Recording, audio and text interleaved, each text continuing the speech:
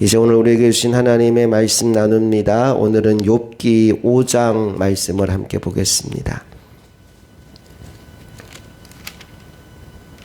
욥기 5장 1절부터 마지막 27절까지 말씀을 교독해서 봅니다. 너는 부르짖어 보라. 내게 응답할 자가 있겠느냐? 거룩한 자 중에 내가 누구에게로 향하겠느냐?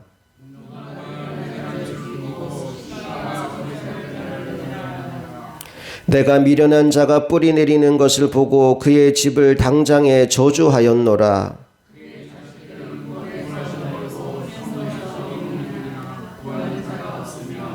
그가 추수한 것은 줄인 자가 먹되 덫에 걸린 것도 빼앗으며 올무가 그의 재산을 향하여 입을 벌리느니라.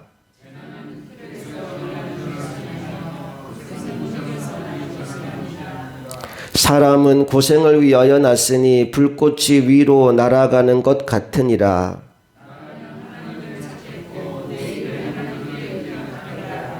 하나님은 헤아릴 수 없이 큰 일을 행하시며 기이한 일을 셀 수 없이 행하시나니 낮은 자를 높이 드시고 애곡하는 자를 일으키사 구원에 이르게 하시느니라.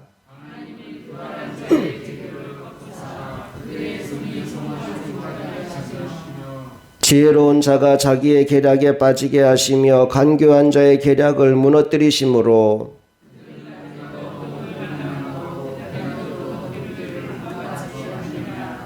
하나님은 가난한 자를 강한 자의 칼과 그의 입에서 또한 그들의 손에서 구출하여 주시나니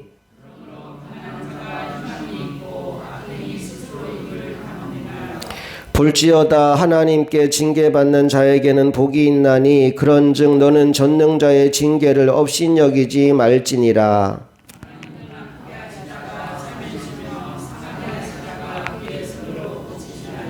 여섯 가지 환난에서 너를 구원하시며 일곱 가지 환난이라도 그 재앙이 내게 미치지 않게 하시며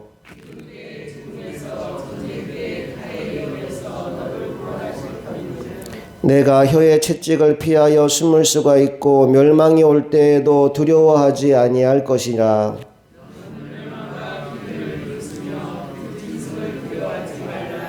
들에 있는 돌이 너와 언약을 맺겠고 들짐승이 너와 화목하게 살 것이니라.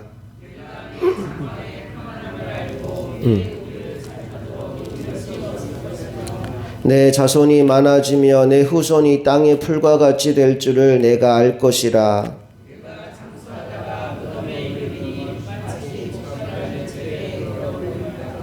함께 읽습니다. 볼지어다 우리가 연구한 바가 이와 같으니 너는 들어보라. 그러면 내가 알리라. 아멘. 자, 욥기는 이해할 수 없는 고난을 당하는 의로운 사람 욥의 이야기로 시작됩니다. 사실 욥이 잘못한 게 없었거든요. 하나님 앞에 정직하고 진실하고 또 자신이 할 수 있는 최선을 다해서 믿음으로 살려고 발버둥 치는 사람이었는데 갑자기 이해할 수 없는 재앙이 닥칩니다.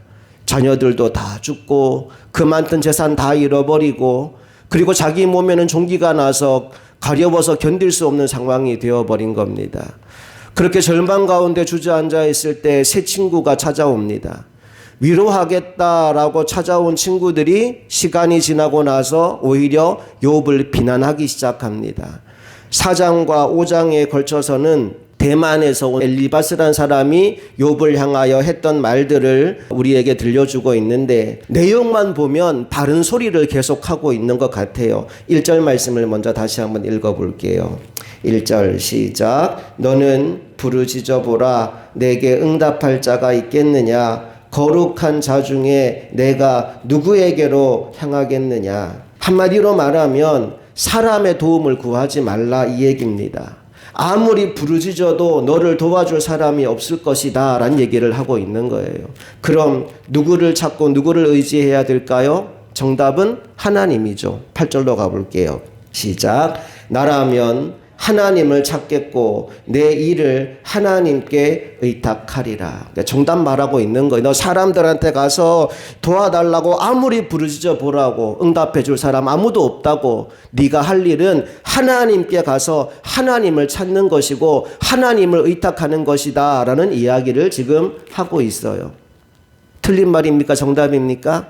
정답이에요. 근데 8절을 다시 보시면 이 엘리바스의 말에 굉장히 교묘한 교만함이 숨어 있어요. 8절 다시 읽어볼게요. 시작. 나라면 하나님을 찾겠고 내 일을 하나님께 의탁하리라. 여러분 이 구절에서 뭐가 딱 걸려요? 나라면. 지금 엘리바스가 무슨 얘기를 하고 있는 거냐 하면 욥 너 지금 하나님 찾고 있지 않잖아. 너 지금 기도하지 않잖아. 나 같았으면 내가 네 상황이면 나는 하나님께 기도했을 거야. 내가 너의 상황이면 나 하나님 찾았을 거야 라는 얘기를 지금 하고 있어요. 근데 여러분이 그 앞에서 봤잖아요. 욥이 하나님을 찾아요 안 찾아요? 사실 하나님만 찾고 있어요. 하나님만 의지하고 있어요. 하나님만 바라보고 있어요.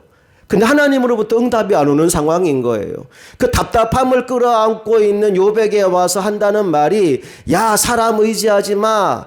사람 의지하면 안 돼. 하나님 의지해야지. 하나님께 기도해야지 라는 정답을 뱉고 있는 거예요. 그 말을 듣고 있는 욥의 마음이 얼마나 답답하고 힘들고 또 아프기까지 하겠습니까? 아랑곳하지 않고 대만은 계속해서 자기가 하고 싶은 말만 합니다. 17절 말씀으로 가볼까요? 17절 시작. 볼지어다 하나님께 징계받는 자에게는 복이 있나니 그런즉 너는 전능자의 징계를 업신여기지 말지니라. 뭐가 있다는 얘기를 하고 있는 거냐 하면요. 고난에는 유익이 있다라는 얘기를 하고 있는 거예요. 고난에는 유익이 있다. 볼지어다 하나님께 징계받는 자에게 복이 있다. 고난에 유익이 있다. 그러니 너는 전능자의 징계를 업신여기지 마라.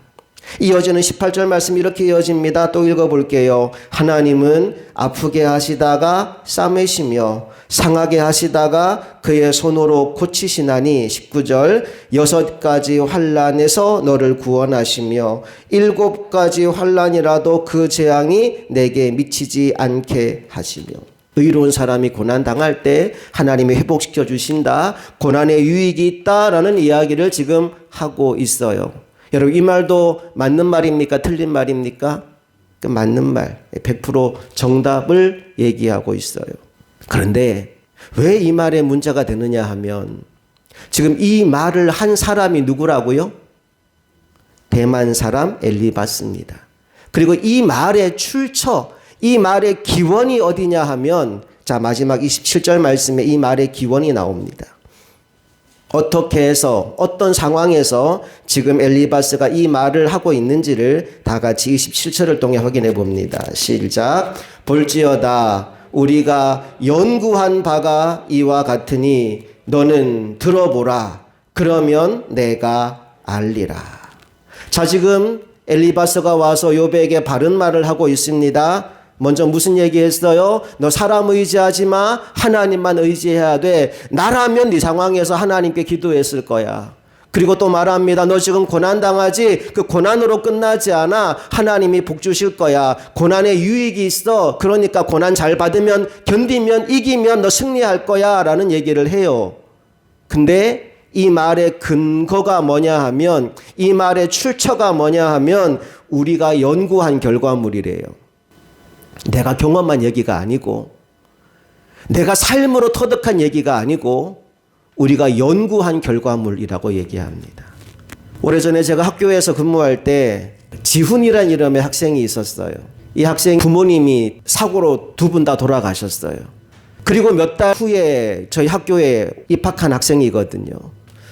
얼마나 힘들겠어요. 부모님 한꺼번에 다 잃고 지금 이모 집에서 살고 있는 친구인데 얼마나 아이가 또 밝은지 몰라요. 학교에 와서 너무너무 밝고 너무너무 행복하게 살아가는 거예요. 힘든 티를 전혀 내지 않고. 그래서 저도 참 이뻐했던 친구인데 저희 학교는 이제 주중에는 기숙사 생활을 하다가 주말이면 집에 가거든요. 그 주말을 끝나고 한 주 월요일 날 학교에 왔는데 아침 일찍 얘가 교목실을 찾아왔어요. 그리고 저한테 상담을 요청하면서 이렇게 얘기를 해요. 첫 마디가 저를 당황스럽게 만들었어요. 목사님, 저 어제 옥상에 올라갔다가 내려왔어요. 그러더라고요. 옥상에 올라가서 뛰어내리려고 마음을 먹고 거기 올라갔는데 차마 용기가 나지 않아서 뛰어내리지는 못하고 다시 학교에 돌아왔어요. 지훈아, 왜 그래? 라고 물었더니 그제서야 자신의 속마음을 얘기하는 거예요. 목사님, 사실 저 너무 힘들어요. 사람들 앞에서는 힘들지 않은 티를 내려고 일부러 더 과장되게 행복한 척하고 살았는데 목사님, 저 전혀 행복하지 않아요. 날마다 죽고 싶었어요. 지금도 죽고 싶어요. 그 얘기를 하는 거예요. 야, 이 친구한테 뭔가 얘기를 해줘야 되겠는데 뭐 자살은 죄야, 자살하면 지옥 가, 이런 말을 할 수는 없는 거잖아요. 무슨 말을 해야 될지를 모르겠는 거예요. 그래서 속으로 계속 기도해서 하나님, 이 친구한테 제가 어떤 얘기를 해줘야 될까요? 하나님, 무슨 말을 이 친구에게 들려줘야 될까요? 아무리 하나님께 기도하고 생각을 해도 답이 안 나와요. 그때 제 입에서 제일 먼저 나온 이야기가 뭐냐 하면 지훈아, 미안해였어요. 지훈아, 미안해. 목사님은 네가 지금 얼마나 아픈지 잘 모르겠어. 목사님은 부모님 다 살아계시고 지금까지 네가 겪었던 그런 큰 어려움을 겪어본 적이 없기에 네가 지금 얼마나 힘든 상황인지 사실은 잘 몰라. 그래서 목사님 미안해. 그 다음에 이렇게 얘기했어요. 그런데 지훈아, 목사님은 지금 너의 상황을 모르기 때문에 너에게 제대로 위로를 못 해주지만 만약에 네가 지금 이 상황을 이기고 견뎌서 훌륭한 어른이 된다면 너는 분명히 지금 너와 같은 어려움을 당한 친구들, 너와 같이 힘든 사람들에게 위로자가 될 수 있을 거야. 그러니 네가 살아야 돼. 네가 이겨야 돼. 그 말을 하는데 그 친구도 울고 저도 울게 됐어요. 한참을 서로 울겨 부둥켜 안고 우리 한번 끝까지 한번 잘 살아보자. 힘들면 또 와라. 그리고 보냈거든요. 그리고 그 후에도 몇 번 힘들 때마다 찾아와서 위로를 받고 힘을 얻고 학교 잘 졸업하고 대학 가고 훌륭하게 지금 성장하고 있어요. 제가 이 얘기를 왜 꺼내는 거냐 하면 우리가 무언가를 내가 안다 라고 하는 위치에서 가르치려고 하고 설명하고 하다 보면 정답을 말하면서도 누군가에게 상처를 줄 때가 있어요. 오히려 우리가 해야 될 가장 큰 일은 그 사람을 따뜻하게 위로해 주는 것이고 그 사람을 사랑으로 품어주는 일입니다. 잠언 25장에 보면 참 귀한 말씀이 있어요. 오늘 이 말씀을 우리 마음에 좀 새기고 예배를 마쳤으면 싶은데 잠언 25장 11절 말씀으로 한번 가보겠습니다. 잠언 25장 11절 함께 읽어봅니다. 시작. 경우에 합당한 말은 아로 새긴 은 쟁반에 금사관이라. 경우에 합당한 말은 아로 새긴 은 쟁반 위에 금사관이라. 그 상황에 그 사람에게 딱 맞는 말을 해주는 것, 정답을 말하는 게 아니라 상식을 얘기하는 게 아니라 그 사람의 상황과 환경에 딱 맞는 말, 그래서 그 사람이 힘을 얻고 그 사람이 회복되고 그 사람이 다시 일어날 수 있는 말을 할 수 있는 사람, 그 사람은 마치 뭐와 같으냐 하면 예쁜 쟁반 위에 담긴 사과와 같대요. 오늘 저와 여러분이 그런 삶을 살아가기를 원합니다. 아픔을 당한 누군가에게, 고난 가운데 있는 누군가에게 그 경우에 딱 맞는 말을 전해줄 수 있는 지혜로운 사람들이 될 수 있기를 소망합니다. 근데 중요한 거, 그 지혜는 내 머리에서 나오지 않아요. 그 지혜는 지혜의 근본이신 하나님으로부터 나오는 줄로 믿습니다. 제가 그날 지훈이와의 대화를 계속 기억하는 이유 중에 하나는 그 말은 내 생각에서 나온 말이 아니었기 때문에 그래요. 내 지혜가 아니기 때문에 그래요. 하나님께 계속 기도했고 하나님이 말씀해 달라고, 하나님이 이 친구에게 가장 필요한 말을 들려달라고, 내 입술을 좀 사용해 달라고 기도했더니 하나님이 그렇게 말하게 하시고 그렇게 위로하게 하시고 그렇게 회복하게 하셨어요. 하나님이 하신 일입니다. 오늘 여러분의 인생 가운데에도 하나님이 여러분을 도구로 사용하여 주심으로 말미암아 여러분을 만나는 사람들이 여러분의 말로 상처를 받는 것이 아니라 여러분의 말로 치유를 경험하는 하루가 될 수 있기를 주님 이름으로 축복합니다. 함께 기도하시겠습니다.